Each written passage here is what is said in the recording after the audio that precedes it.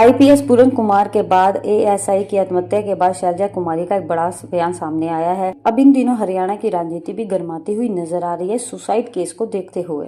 हरियाणा के वरिष्ठ आईपीएस अधिकारी वाई पूरन कुमार की आत्महत्या के 9वें दिन बाद उनका पोस्टमार्टम हुआ, जिसके बाद उनका अंतिम संस्कार भी हुआ। वहीं दूसरी तरफ इस मामले की जांच कर रहे एक और एएसआई ने भी खुद को गोली मारकर सुसाइड कर ली है। इस मामले पर कांग्रेस सांसद कुमारी शैलजा ने तीखी प्रतिक्रिया देते हुए उन्होंने कहा कि ये सरकार की सबसे बड़ी विफलता है कि अधिकारी इस तरह से आत्महत्या कर रहे हैं। ऐसा क्यों हो रहा है? सरकार को इसका जवाब देना चाहिए। कुमारी शैलजा ने कुछ ही दिनों में 2 पुलिस अधिकारियों की सुसाइड मामले पर सवाल उठाते हुए कहा है कि आईपीएस पूरन कुमार के साथ जो हुआ उसके बाद एक और अधिकारी ने आत्महत्या कर ली। इसका मतलब तो ये है कि सिस्टम पर भरोसा नहीं बचा है। उन्होंने कहा कि यह हरियाणा सरकार की सबसे बड़ी विफलता है कि अधिकारियों इस तरह से आत्महत्या कर रहे हैं। हम पहले दिन से कह रहे हैं कि अगर सरकार स्वतंत्र और निष्पक्ष न्याय के लिए खड़ी होती है तो सरकार खड़ी हो तो पता चलेगा कि ऐसी स्थितियां बार बार क्यों हो रही है। इसका सरकार को जवाब देना जरूर चाहिए। सुसाइड करने पर मजबूर हो गए पूरन कुमार जी के साथ जो हुआ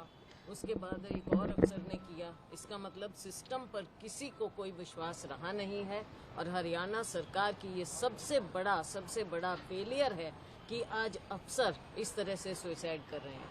हम पहले दिन से कह रहे हैं कि अगर फ्री फेयर जस्ट न्याय के लिए सरकार खड़ी हो तो पता चले क्यों ऐसी सिचुएशन बार बार पैदा हो रही है। ये सरकार को जवाब देना होगा।